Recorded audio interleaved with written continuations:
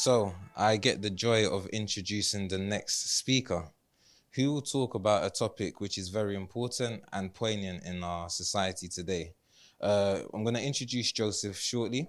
By day, Joseph is a marketing and communications professional, and by night, he's a coach and also someone who facilitates groups, men's groups, and also does some facilitation with charity.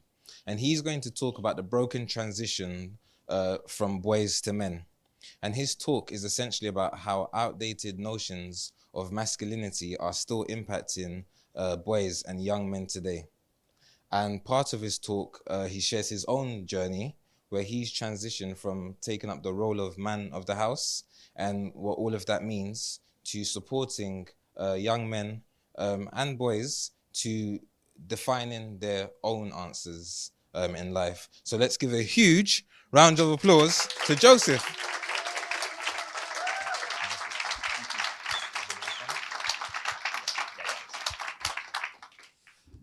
Hello, everyone.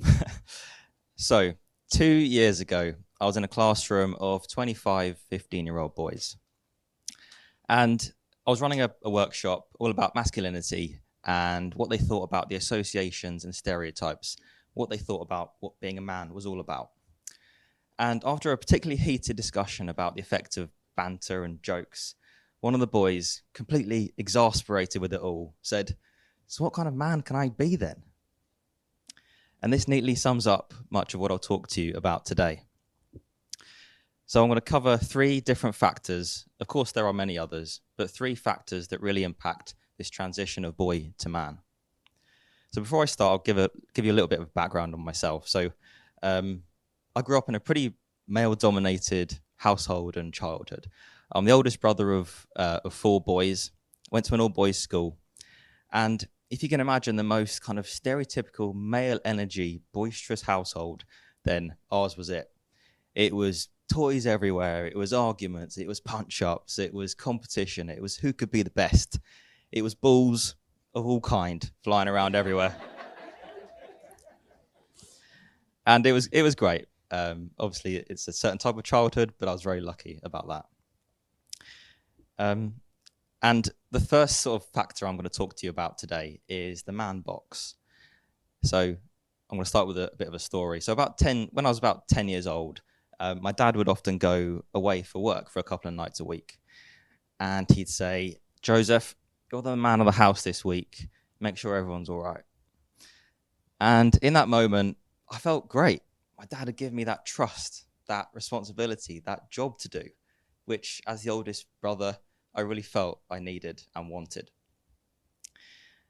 And I guess as I went through school with my brothers, with male friends, ideas about being a man slowly developed more. We wanted to assert ourselves at school. We wanted the respect of our peers. We wanted to make sure that we were standing up for ourselves, being tough, being resilient, all of these things. But my friends and brothers, we were all carrying around something else too. The man box. Now, the man box is a metaphorical set of societal norms in which men and boys are expected to uphold. And I'm sure you're pretty familiar with them. It's to be strong, it's to be resilient, to be independent, to be the guide, the breadwinner, the leader, the one that doesn't show their emotions, the one that doesn't perhaps let people in as much as they would like. Now, the problem with the man box is that nothing in it is actually inherently bad by itself.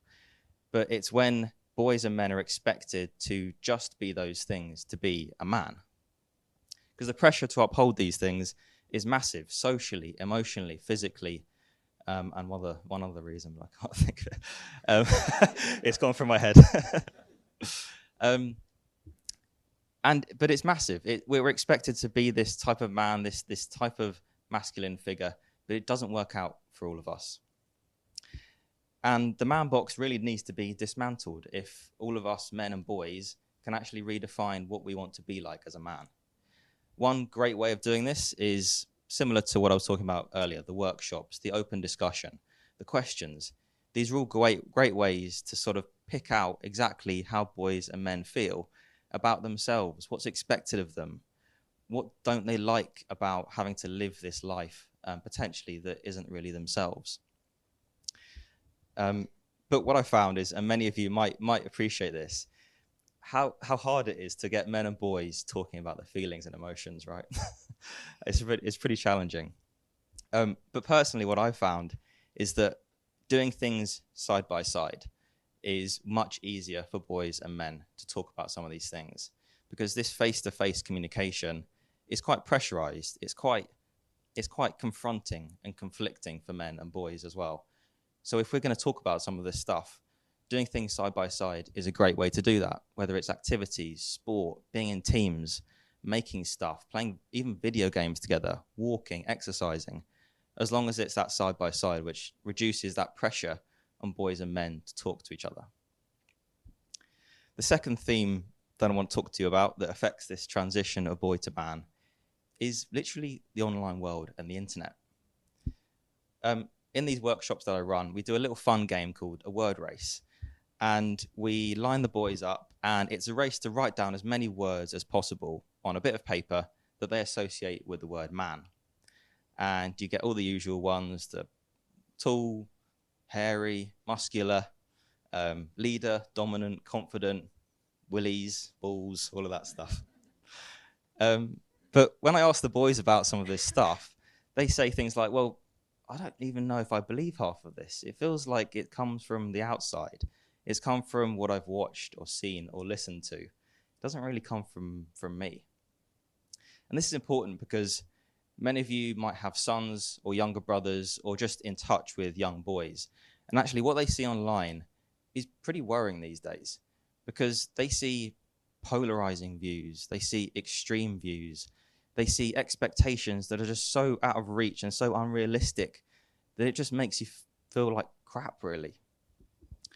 And I guess the impact of this is they feel that pressure from what they look at every single day on their phones. One way in which boys can kind of get around this is two skills, really.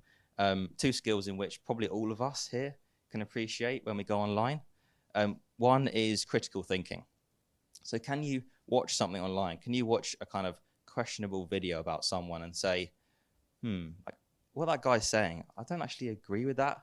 Or why is that guy saying this? Why is he saying it to me? What's the purpose of him saying this in this medium or this channel? So that's a great skill to have, not just for boys who want to just kind of let themselves enjoy social media without that pressure, but it's for adults too. And the second skill that I think is really helpful for boys and young men in this area is just self-awareness.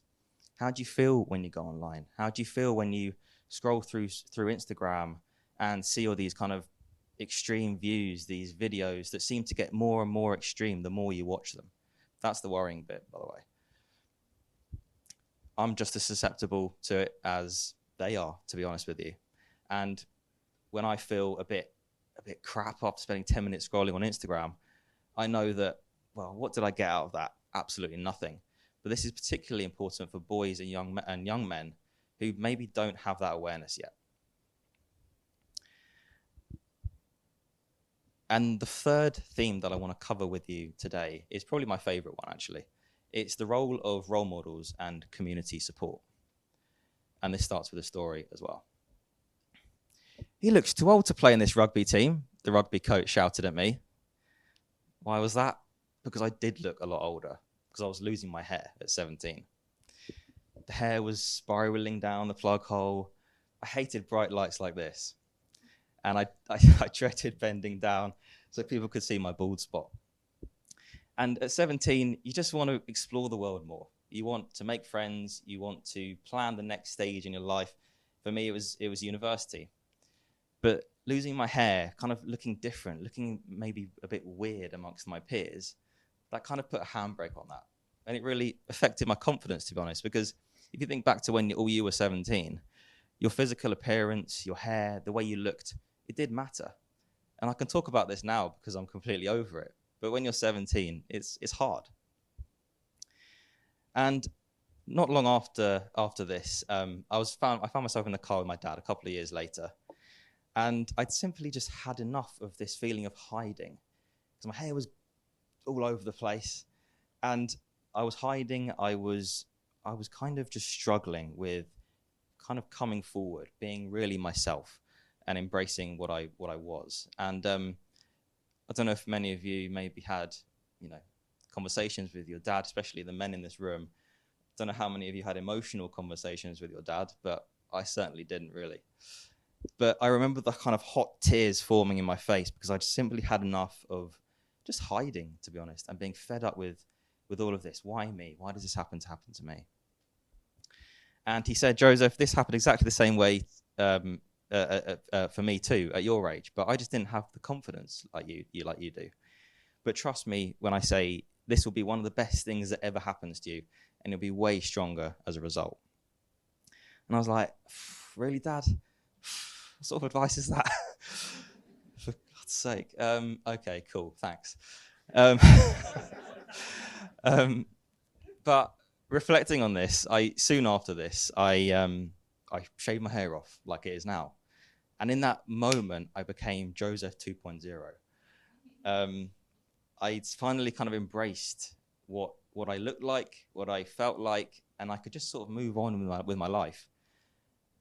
And by the way, there's great YouTube videos of men shaving their hair off, and it's some of the most wholesome content you can watch because they just have this big smile on their face like, thank God the hair's gone. But this was great because in that moment, my dad was the perfect role model, right? He gave me the advice that I needed at that exact moment at the right time. He shared his experience and he gave me that advice. But not every boy will have that role model, but every boy will face a massive challenge in their life that will test them in a massive way.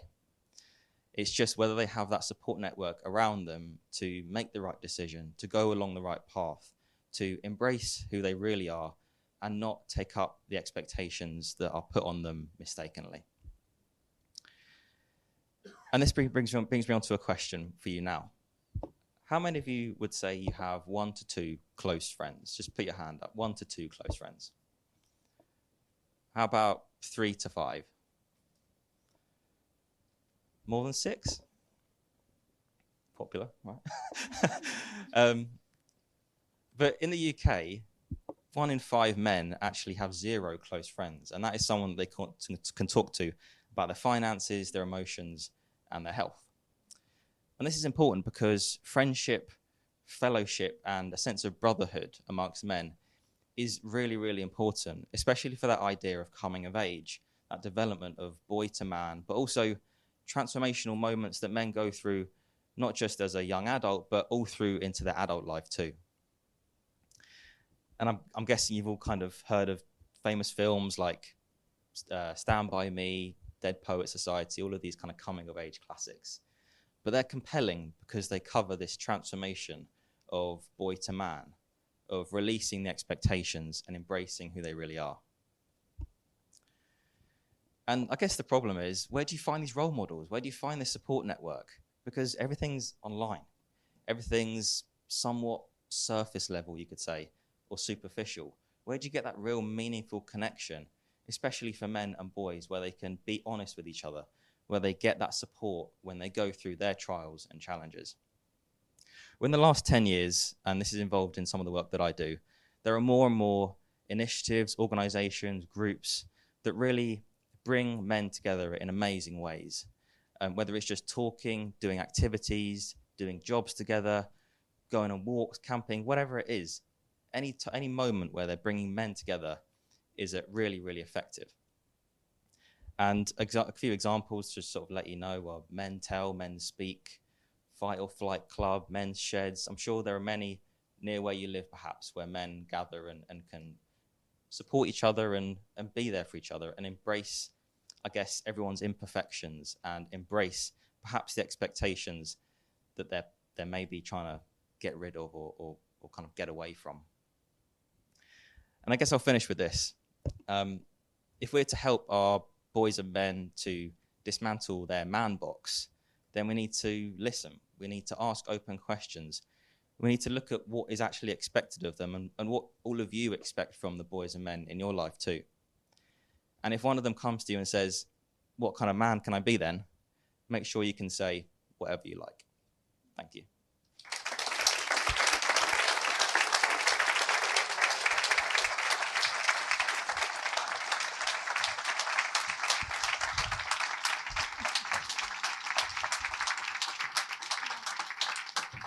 I feel like maybe, Jeffrey, you should have followed that, not me. But no, really, really amazing. Really, yeah, poignant. And I think so important to have someone like yourself, Joseph, to get up and have those conversations, start that conversation. And yeah, very brave to just stand and own it. Well done. Big round of applause again. That was amazing.